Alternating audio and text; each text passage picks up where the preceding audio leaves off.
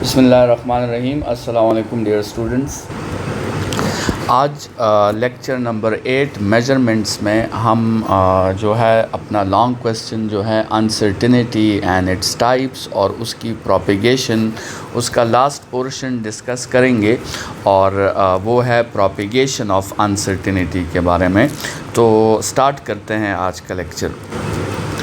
तो students, propagation of uncertainty या इसको बाज़ औक़ात इंडिकेटिंग अनसर्टेनिटी भी कहते हैं। ये टॉपिक इस बारे में है कि मेजरमेंट्स को जो डील करना है वो तो हमें पहले भी क्लियर था और अब भी मेजरमेंट्स को डील करना हमें क्लियर है, लेकिन अब क्वेश्चन ये है कि हम अनसर्टेनिटीज़ को कैसे डील करेंगे। जैसे मिसाल के तौर पे अगर फॉर एग्ज़ाम्पल हम बात कर लें कि लेट्स सपोज़ हमसे कहा जाए कि एक प्रॉब्लम हो और हमसे कहा जाए कि मास की वैल्यू जो है वो 5 kg है और एक्सेलरेशन की वैल्यू जो है वो 2 मीटर्स पर सेकंड स्क्वायर है और आप फोर्स फाइंड करें। ठीक है, फोर्स क्या हो, अननोन हो। तो इस क्वेश्चन को हम ऐसे सॉल्व करते थे कि आप फोर्स का फार्मूला मेंशन कर देते थे F=ma और फिर आप उसमें वैल्यूज़ पुट कर देते थे। आपके साथ जो है वो मास की जगह 5 और एक्सेलरेशन की जगह 2 और फोर्स की वैल्यू आपके साथ आ जाती थी 10 न्यूटन। अब ये जो कंसेप्ट है, ये जो लॉजिक है और मेजरमेंट्स को जो डील करना है, उसको ऑपरेट करना है, मेजरमेंट्स को ऐड करना है, सब्ट्रैक्ट करना है, मल्टीप्लाई करना है, डिवाइड करना है, मतलब वो रूल्स ऑफ मेजरमेंट्स जो हैं वो तो हमें पहले से क्लियर हैं। जो आपके साथ रूल्स थी, रूल्स ऑफ मेजरमेंट्स, ये हमें पहले से क्या हैं, ये हमें पहले से क्लियर हैं। लेकिन अब मसला ये है कि अब सिचुएशन अनसर्टेनिटी को पढ़ने के बाद सिचुएशन थोड़ी डिफरेंट हो गई है। अब हमें जो मास गिवन होगा तो हमें सिर्फ अब मास गिवन नहीं होगा, हमें उस मास की अनसर्टेनिटी भी गिवन होगी। मतलब हमें इस सिचुएशन में अब मास गिवन होगा कि mass is equal to 5 kg plus minus 1 kg। और इसी तरह एक्सेलरेशन जो हमें गिवन होगी तो सिर्फ एक्सेलरेशन गिवन नहीं होगी, उसकी अनसर्टेनिटी भी गिवन होगी। मिसाल के तौर पे 2 metre per second square plus minus 1 metre per second square. तो अब जो है मतलब हमें सिर्फ वैल्यूज़ नहीं गिवन होंगी, सिर्फ मेजरमेंट्स नहीं होंगी, बल्कि उन मेजरमेंट्स की हमें अनसर्टेनिटीज़ भी गिवन होंगी। और स्टूडेंट्स, हमने रिक्वायर्ड में अब सिर्फ फोर्स फाइंड नहीं करना होगा, बल्कि हमें उस फोर्स की अनसर्टेनिटी भी फाइंड करनी होगी। मतलब अब हमें 2 चीज़ें फाइंड करनी होंगी। तो स्टूडेंट्स, ये जो आपके साथ मेजरमेंट्स हैं इनको डील करना तो पहले भी क्लियर था हमें और अब भी क्लियर है। मतलब पहले भी जो है ये जो फोर्स है, पहले भी फोर्स का फार्मूला जो है वो ma ही था और अब भी फोर्स का फार्मूला ma है। लेकिन जो नई चीज़ हमने यहाँ पे सीखनी है वो जो इनकी ये अनसर्टेनिटीज़ हैं, इनको हम कैसे डील करेंगे, इनको कैसे ऑपरेट करेंगे। मतलब डेल्टा एफ़ हम कैसे फाइंड करेंगे जब हमें डेल्टा एम भी गिवन होगा और डेल्टा ए भी गिवन होगा, तो फिर हम डेल्टा एफ़ कैसे फाइंड करेंगे। मतलब मास की अनसर्टेनिटी और एक्सेलरेशन की अनसर्टेनिटी के साथ हम ऐसा क्या करेंगे कि हमारे साथ फोर्स की अनसर्टेनिटी भी आ जाए। तो ये जो चीज़ है ये हमारे लिए नई है।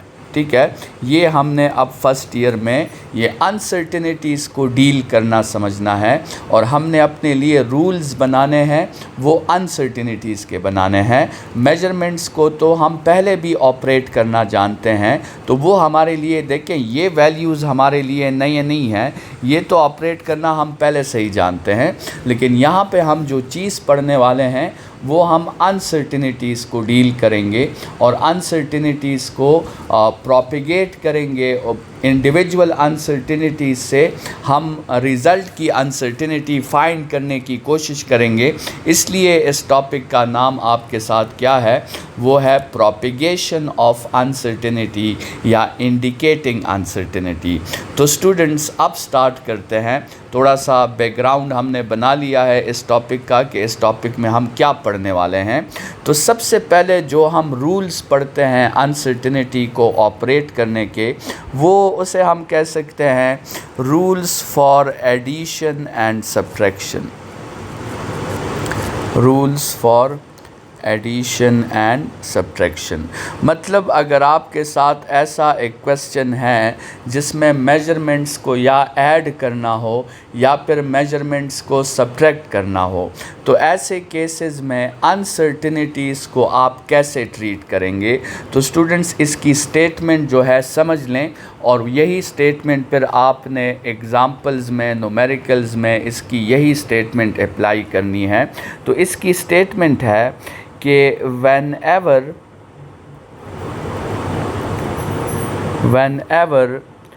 two measurements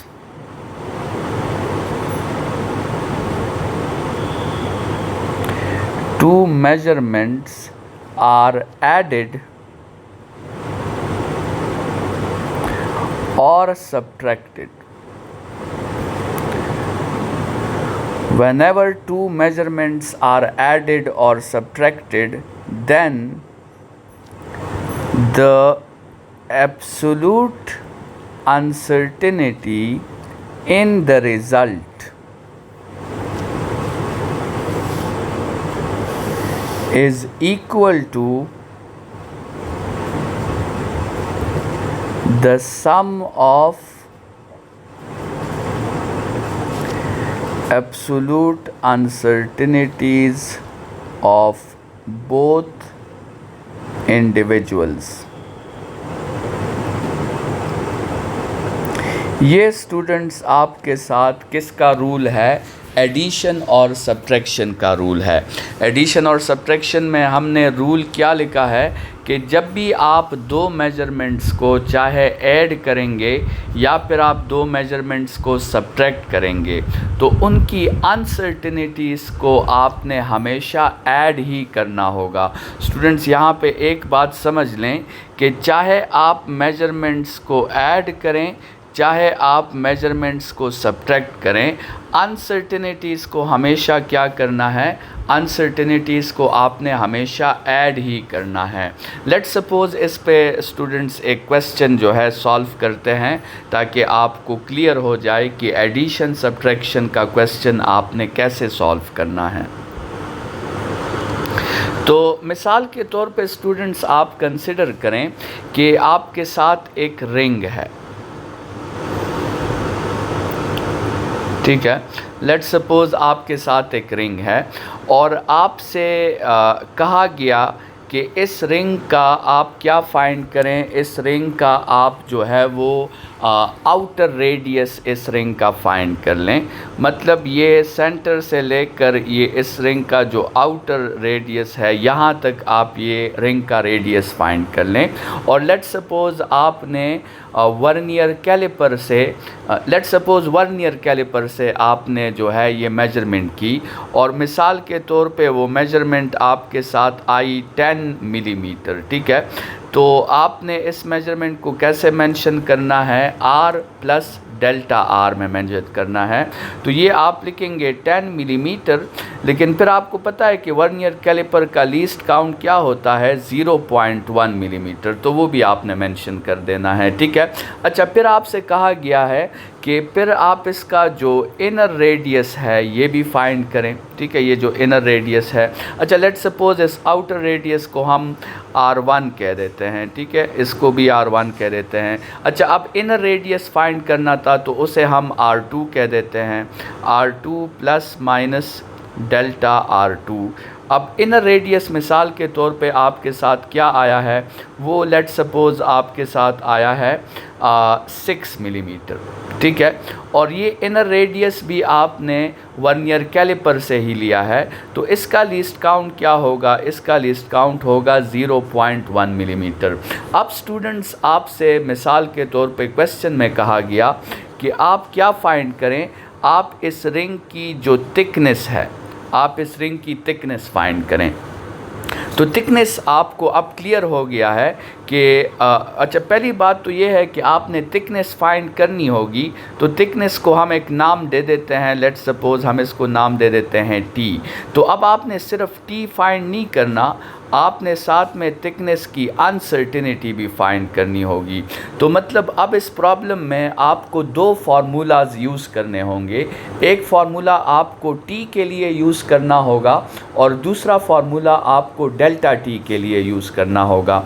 स्टूडेंट्स, T का जो फार्मूला है ये तो हमें पहले भी क्लियर था और अब भी हमें T का फार्मूला क्लियर है। T का जो फार्मूला है वो आपके साथ क्या आएगा, वो आपके साथ R1 माइनस R2 आएगा।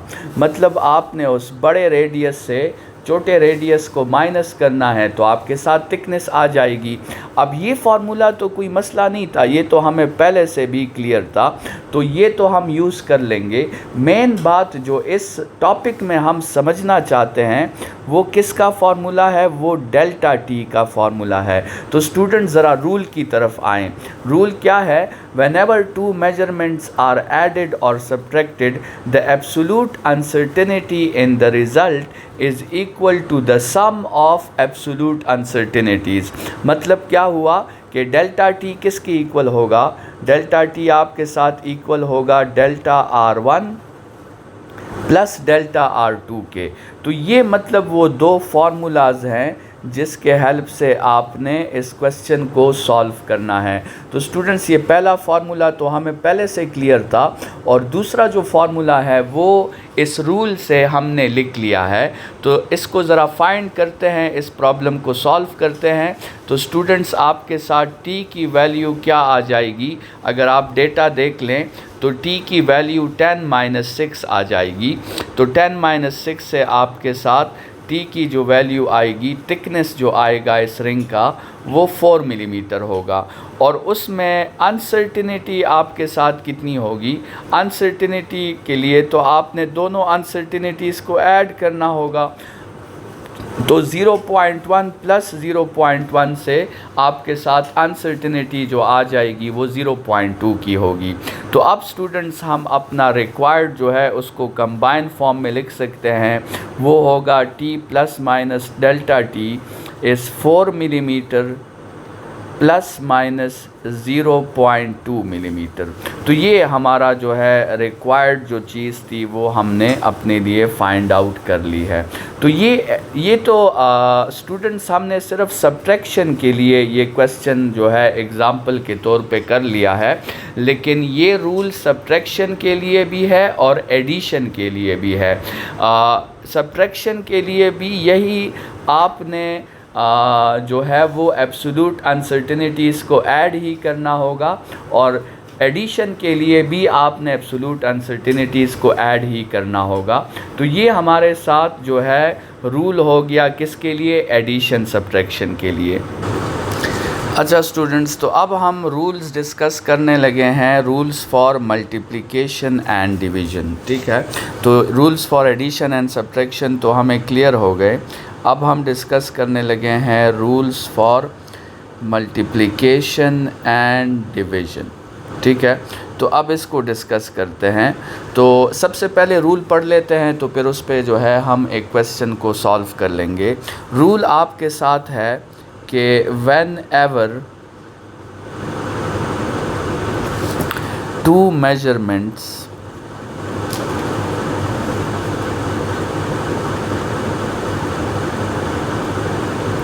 whenever two measurements are multiplied or divided, then the fractional uncertainty in the result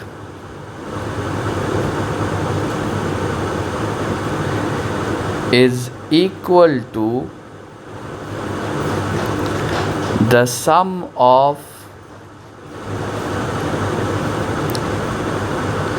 fractional uncertainties of all individuals.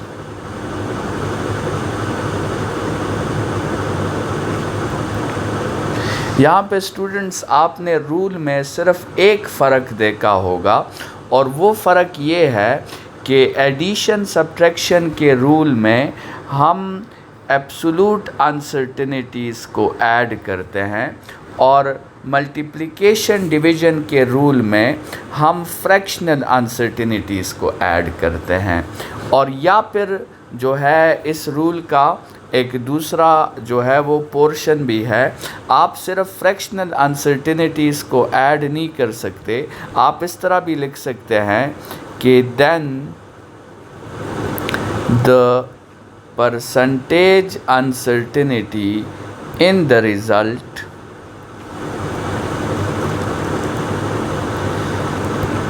is equal to the sum of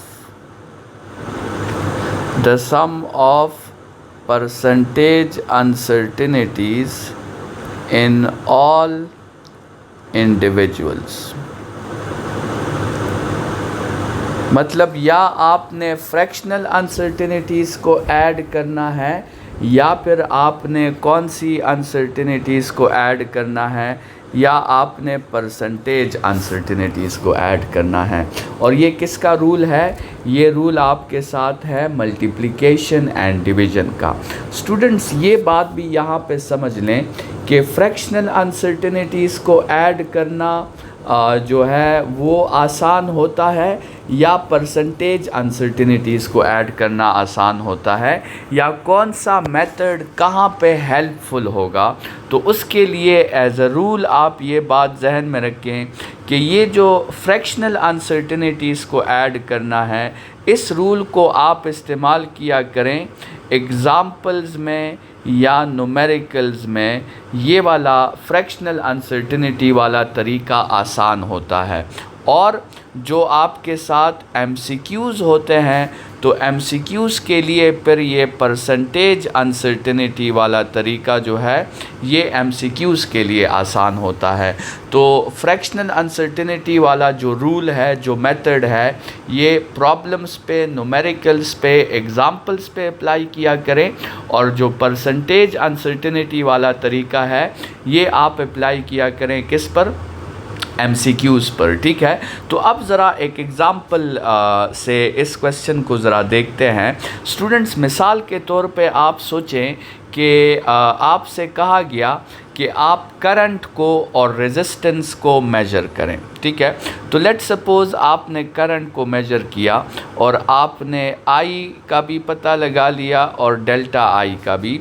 तो लेट सपोज़ करंट था 10 ampere plus minus 1 ampere. ठीक है, और फिर आपने resistance को भी major किया, R plus minus delta R, वो आपके साथ था 5 ओहम्स प्लस माइनस 1 ओहम्स। और अब आपसे कहा जाए क्वेश्चन में कि आप वोल्टेज फाइंड कर लें, तो मतलब सिर्फ वोल्टेज फाइंड नहीं करना आपने, बल्कि आपने उस वोल्टेज की अनसर्टेनिटी भी फाइंड करनी है।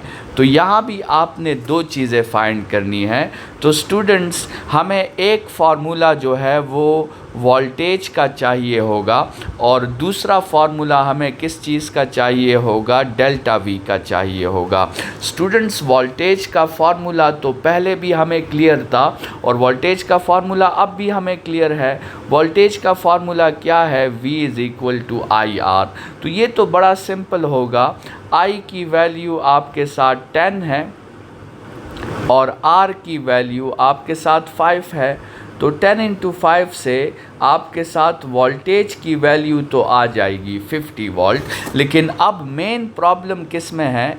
मेन प्रॉब्लम डेल्टा वी को फाइंड करने में है, और यही तो हम टॉपिक पढ़ रहे हैं। हम तो अनसर्टिनिटीज़ को ट्रीट करने का जो है वो तरीका सीख रहे हैं। तो यहाँ डेल्टा वी के साथ क्या करना होगा? वैसे स्टूडेंट्स, अगर ये क्वेश्चन फ़िलहाल तो आप ये देखें, ये क्वेश्चन मल्टीप्लिकेशन का है, लेकिन अगर ये क्वेश्चन एडिशन का होता तो फिर तो हम क्या करते? फिर तो सिंपल होता delta V is equal to delta I plus delta R. लेकिन ये क्वेश्चन एडिशन का तो नहीं है, ये क्वेश्चन तो आपके साथ मल्टीप्लिकेशन का है। तो मल्टीप्लिकेशन में रूल को ज़रा देखें, और मल्टीप्लिकेशन में रूल ये है कि then the fractional uncertainty in the result.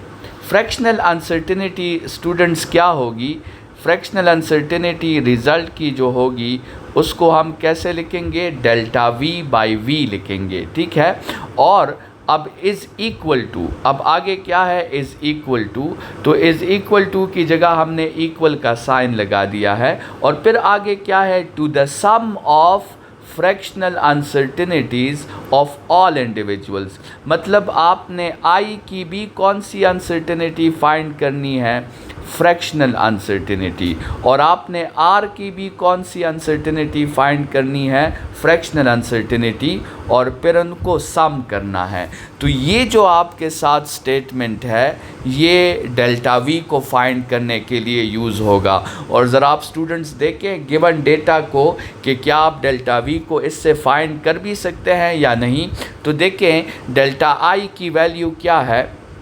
Delta आई की वैल्यू 1 एम्पेयर है, वो आपको गिवन है। अच्छा, आई की वैल्यू क्या है? आई की वैल्यू 10 एम्पेयर है, वो भी आपको गिवन है। डेल्टा आर की वैल्यू क्या है? डेल्टा आर की वैल्यू 1 ओहम है, वो भी आपको गिवन है। आर की वैल्यू क्या है? आर की वैल्यू 5 ओहम है, वो भी आपको गिवन है। मतलब ये जो लेफ़्ट हैंड साइड है ये तो सारा का सारा आपको गिवन है, ठीक है। और अभी राइट हैंड साइड में डेल्टा वी तो हमने फाइंड करनी है, डेल्टा वी तो हमने फाइंड करनी है, लेकिन क्या वी हमें गिवन है? तो स्टूडेंट्स वी तो आपने ऑलरेडी एक स्टेप पहले फाइंड कर ली होगी, तो मतलब वो वी भी आपको गिवन है। तो आप क्या करेंगे? आप लेफ़्ट हैंड साइड को सॉल्व करके फिर इस v को उस साइड पे मल्टीप्लाई कर देंगे, तो आपके साथ डेल्टा v आ जाएगा। तो इस तरह जो है आपने मल्टीप्लिकेशन डिवीज़न वाले क्वेश्चन को आपने इस तरह सॉल्व करना है। स्टूडेंट्स, ये मल्टीप्लिकेशन डिवीज़न वाले क्वेश्चंस पे आपका कमांड होना चाहिए, क्योंकि इसमें ये जो स्टेप नंबर 1 है इसमें तो गलती नहीं होगी आपसे, लेकिन ये जो इसका स्टेप नंबर 2 है अनसर्टिनिटी को फाइंड करना, इस स्टेप में आपसे एरर या गलती हो सकती है। तो इस पे अगर हम प्रैक्टिस करें और हम डिफरेंट किस्म के क्वेश्चंस लेकर इस पे ज़रा प्रैक्टिस करें। मिसाल के तौर पे आपका लेट्स सपोज़ एक फार्मूला है, लेट्स सपोज़ आपका फार्मूला है f is equal to ma। तो आपसे कहा जाए कि इस फार्मूला के लिए आप ज़रा अनसर्टिनिटी का स्टेटमेंट लिखें, तो हम स्टूडेंट्स लिखेंगे delta f by f is equal to delta m by m plus delta a by a, ठीक है। ये इसकी अनसर्टिनिटी का स्टेटमेंट हो जाएगा। या लेट्स सपोज़ आपके साथ एक दूसरा फार्मूला है I is equal to v by r, ठीक है। तो अच्छा, ये रूल जैसे हमने कहा स्टूडेंट्स, ये रूल सिर्फ मल्टीप्लिकेशन के लिए नहीं है, डिवीज़न के लिए भी यही रूल है। तो इसका स्टेटमेंट हम कैसे लिखेंगे?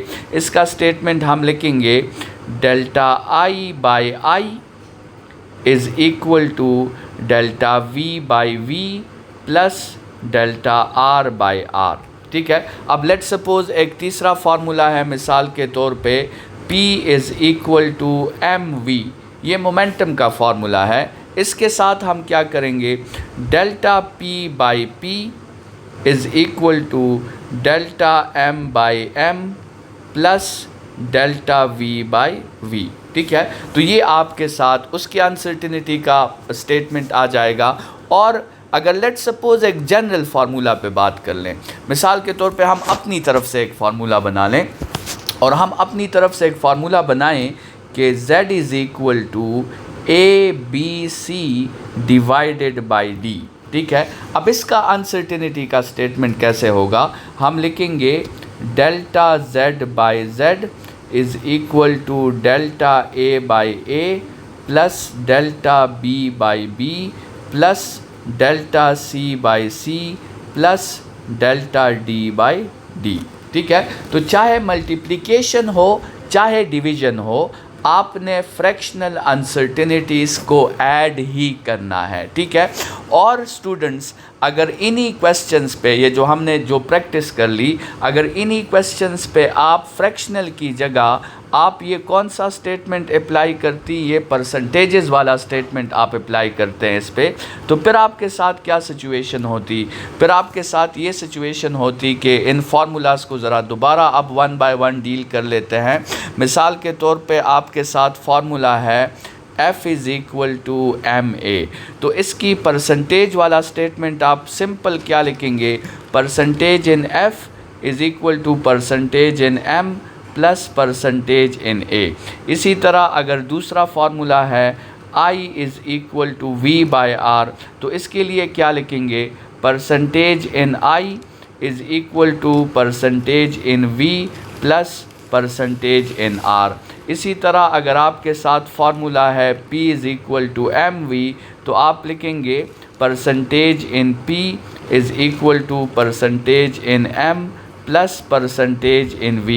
और अगर कोई जनरलाइज फार्मूला आप लिख लें कि Z is equal to ABC divided by D, तो फिर आप कहेंगे percentage in Z is equal to percentage in A plus percentage in B plus percentage in C plus percentage in D।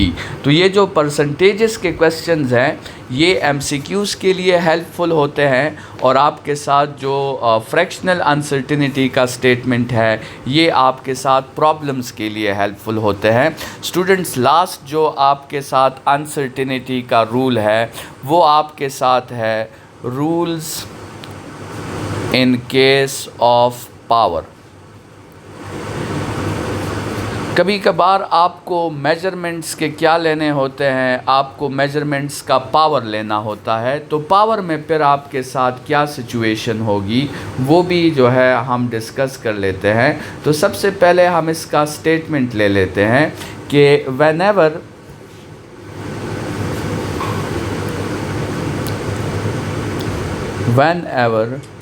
a power is taken on any measurement,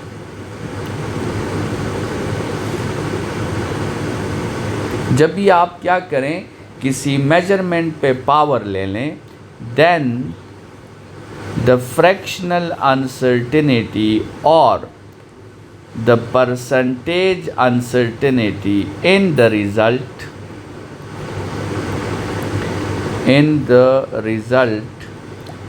is that power times the fractional uncertainty or percentage uncertainty in individual। अब इस rule का क्या मतलब है? इस rule पे एक जो है हम सॉल्व कर लेते हैं एक क्वेश्चन, ताकि हमें बात क्लियर हो जाए। तो मिसाल के तौर पे स्टूडेंट्स आप सोचें कि आपके साथ एक स्फेयर था, ठीक है, आपके साथ एक स्फेयर था और आपने वर्नियर कैलिपर के हेल्प से उस स्फेयर का रेडियस फाइंड कर लिया r plus minus delta r, और वो आपने फाइंड कर लिया 10 मिलीमीटर्स प्लस माइनस 0.1 मिलीमीटर, क्योंकि वर्नियर कैलिपर का जो लीस्ट काउंट होता है वो 0.1 मिलीमीटर है। अब स्टूडेंट्स आपसे कहा गया कि आप जो है इसका वॉल्यूम फाइंड करें। ये जो रेडियस आपने फाइंड कर लिया है इसके हेल्प से अब आप क्या करें, अब आप वॉल्यूम फाइंड कर लें। अच्छा, तो अब मतलब हमें सिर्फ वॉल्यूम फाइंड करना नहीं होगा, हमें वॉल्यूम के साथ उसकी अनसर्टिनिटी भी फाइंड करनी होगी। तो मतलब हमें दो फार्मूलाज़ की ज़रूरत होगी, वॉल्यूम के फार्मूला की भी ज़रूरत होगी और वॉल्यूम के अनसर्टिनिटी के फार्मूला की भी ज़रूरत होगी। तो स्टूडेंट्स, वॉल्यूम का फार्मूला तो पहले ही क्लियर है। आपके साथ जो स्फीयर होता है उसके वॉल्यूम का फार्मूला क्या होता है, 4/3 पाई आर क्यूब। तो देखिए यहाँ पे आपको मेजरमेंट पे आप क्या लेना है, मेजरमेंट पे आपने क्यूब लेना है। तो अब डेल्टा वी का फार्मूला क्या होगा, स्टूडेंट्स ज़रा रूल को देख लें कि whenever a power is taken on any measurement, then the fractional uncertainty in the result is the power times the fractional uncertainty of the individual। मतलब ये हुआ कि the fractional uncertainty in the result delta v by v is equal to the power times the fractional uncertainty in the individual। तो मतलब वो power जो है, simply आप इस तरह समझ लें कि वो पावर कोफिशिएंट से कहाँ पे पावर जो है पावर से कहाँ पे आ जाएगा, कोफिशिएंट पे आ जाएगा। तो ये जो रूल है ये किसके लिए है आपके साथ, ये रूल आपके लिए पावर के लिए है। तो स्टूडेंट्स, अब ज़रा जो है हम थोड़ी सी बातों को समराइज़ कर लेते हैं और डिफरेंट जो है क्वेश्चंस के केस में हम ज़रा जो है इनके फार्मूलाज पे बात कर लेते हैं। स्टूडेंट्स, आपको अंदाज़ा हो गया होगा कि एडिशन सब्ट्रैक्शन में रूल इतना मुश्किल नहीं है, लेकिन ये जो मल्टीप्लिकेशन डिवीज़न है और जो पावर है इसमें रूल्स को आपने थोड़ा सा ख्याल रखना है। तो हम डिफरेंट क्वेश्चंस लेके ज़रा इस पे प्रैक्टिस कर लेते हैं। स्टूडेंट्स, मिसाल के तौर पे आपके साथ Newton law of universal gravitation का फार्मूला है G(m1m2/r²। अब इसका स्टेटमेंट आपने कैसे लिखना है, अनसर्टिनिटी का मतलब डेल्टा एफ का स्टेटमेंट आपने कैसे लिखना है। तो स्टूडेंट्स, आपने लिखना है delta F by F is equal to delta m1/m1 plus delta m2/m2 plus delta R by R. लेकिन स्टूडेंट्स, आर का पावर क्या है, आर का पावर 2 है, तो वो यहाँ पे मल्टीप्लिकेशन में आ जाएगा। इसी तरह मिसाल के तौर पे आपके साथ लेट्स सपोज़ एक दूसरा फार्मूला है, कूलम्स लॉ है। कूलम्स लॉ हम लिखते हैं कि F is equal to K Q1 Q2/r²। तो इसका अनसर्टिनिटी का स्टेटमेंट कैसा होगा, delta F divided by F is equal to delta Q1 divided by Q1 plus delta Q2 divided by Q2 plus delta R divided by R। लेकिन R का power क्या था, R का पावर आपके साथ 2 था, तो वो 2 आपके साथ मल्टीप्लिकेशन में आ गया। इसी तरह चलें एक तीसरा फार्मूला देख लेते हैं। लेट्स सपोज़ एक जनरलाइज फार्मूला लिख देते हैं। जनरलाइज फार्मूला को आप ज़रा देखें, Z is equal to AB² C⁻⁴ divided by D⁴। अब इसको सॉल्व करते हैं। देखिए इसका फार्मूला कैसे बनेगा, इसका फार्मूला बनेगा डेल्टा Z बाई Z। अच्छा, सबसे पहले तो आप इस तरह किया करें कि उन सारे वेरिएबल्स को मेंशन कर दिया करें, पावर्स हम बाद में लगा देंगे। मतलब डेल्टा A बाई A भी होगा, डेल्टा B बाई B भी होगा, डेल्टा C बाई C भी होगा और डेल्टा D बाई D भी होगा। अब A के लिए तो आप 1 पावर लगा लें, B के लिए आप जो है 2 पावर लगा दें, C के लिए आपने पावर क्या लगाना है, 1/3 पावर लगाना है और D के लिए आपने 4 पावर लगा देना है। तो ये इसका स्टेटमेंट आ गया। अब मिसाल के तौर पे आपने क्या करना है, लेट्स सपोज टाइम पीरियड का फार्मूला है। Time period of a simple pendulum का फार्मूला होता है 2π√L/g। मतलब आपके साथ 2π तो खैर कांस्टेंट है, लेकिन L पे भी 1/2 का पावर है और G पे भी 1/2 का पावर है। तो अब इसका फार्मूला कैसे बनेगा, इसके फार्मूला में आपने क्या लिखना है, delta T/T is equal to, अच्छा पहले तो लिख लेना डेल्टा L/L भी लिख लें और डेल्टा जी बाई जी भी लिख लें। अब एल का पावर क्या है, वो 1/2 है, तो वो भी आ जाएगा। जी का पावर भी 1/2 है, वो भी आ जाएगा, और फिर आप दोनों को ऐड कर देंगे। तो इस तरीके से आपने जो है मल्टीप्लिकेशन डिवीज़न में अपने लिए अनसर्टिनिटी के स्टेटमेंट्स लिखने हैं। इस पे खूब प्रैक्टिस करें, क्योंकि ये आपके साथ इम्पॉर्टेंट लॉजिक है, और तकरीबन इस लॉजिक पे आपके जो है न्यूमेरिकल्स भी मौजूद है, आपके एग्ज़ाम्पल्स भी मौजूद हैं, तो उस पे जो है आप अपनी तरफ से प्रैक्टिस कर लें। और ये जो आपके साथ फ्रैक्शनल अनसर्टिनिटीज़ हैं, आप इसको परसेंटेज अनसर्टिनिटीज़ में भी मेंशन कर सकते हैं। कि एक लास्ट क्वेश्चन हम ले लेते हैं, जिसको हम दोनों में मेंशन कर लेते हैं।